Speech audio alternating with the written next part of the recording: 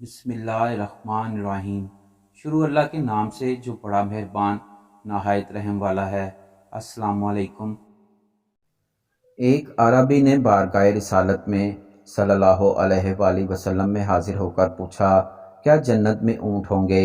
صلی اللہ علیہ وآلہ وسلم نے فرمایا کہ اگر اللہ نے تجھے جنت عطا کی تو وہاں تیرے لیے ہر شے ہوگی جو تیرا دل چاہے گا اور آنکھیں پسند کریں گی۔ اہل جنت کا قد حضرت آدم علیہ السلام کے قد کے برابر ہوگا۔ ان کا قد 60 ہاتھ لمبا تھا اور 7 ہاتھ چوڑا تھا، تو جنت میں ہمارا قد 60 ہاتھ لمبا اور 7 ہاتھ چوڑا ہوگا انشاءاللہ۔ کونی سے لے کر ہاتھ کی بڑی انگلی تک کو ایک شرعی ہاتھ کہا جاتا ہے اور یہ تقریباً 18 سے 19 انچ کا ہوتا ہے۔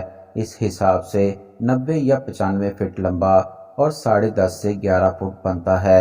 اہل جنت کے جسم پر بال نہیں ہوں گے اور ان کے چہرے پر داڑھی مونچھ بھی نہیں ہوگی، صرف سر کے بال، بہوؤں کے اور پلکوں کے بال ہوں گے۔ جنتی کھائیں گے اور پئیں گے لیکن نہ تھوکیں گے، نہ پیشاب کریں گے، نہ پخانہ کریں گے، نہ ناک سنکیں گے۔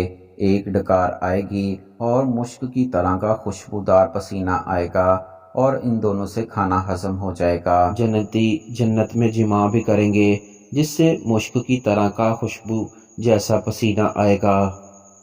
جنت میں ایک مرد کو 100 مردوں جتنی طاقت دی جائے گی۔ جنت میں ہماری عمر 30 سال ہوگی اور مزید کبھی نہیں بڑھے گی۔ یہ 30 سال قمری ہیں، اگر انہیں سورج کے سالوں میں تبدیل کیا جائے تو 29 سال 1 ماہ اور 8 دن بنتی ہے۔ اس عمر میں تو آدمی بالکل جوان ہوتا ہے۔ ایک حدیث میں آتا ہے کہ قیامت کے دن سب لوگ 30 سال کے اٹھائے جائیں گے، پھر اگر کوئی جنتی ہوگا تو اس کو حضرت آدم کا قد مبارک دیا جائے گا اور حضرت یوسف کا حسن دیا جائے گا اور حضرت ایوب کا دل دیا جائے گا اور عمر 30 سال ہی رہے گی، اور اہل جہنم کی بھی عمر 30 سال ہی رہے گی، لیکن ان کا جسم پہاڑ جتنا پھول جائے گا۔ جنت کا ایک دن دنیا کے 1000 سال کے برابر ہوگا، اور جنت میں رات ہوگی تو اندھیرا نہیں ہوگا بلکہ پردے گرا دیے جائیں گے جن سے جنتیوں کو پتہ چل جائے گا کہ اب رات ہو گئی ہے۔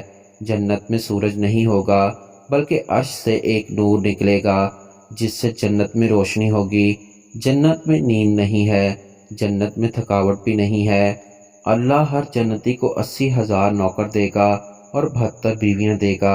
سب سے ادنا جنتی بھی اپنی نعمتوں، باغات، تختوں اور بیویوں کو 1000 برس کی مسافت صبر دیکھے گا، اور اللہ کے نزدیک سب سے زیادہ اکرام والا وہ ہوگا جو صبح اور شام اللہ کے چہرے کی طرف دیکھے گا۔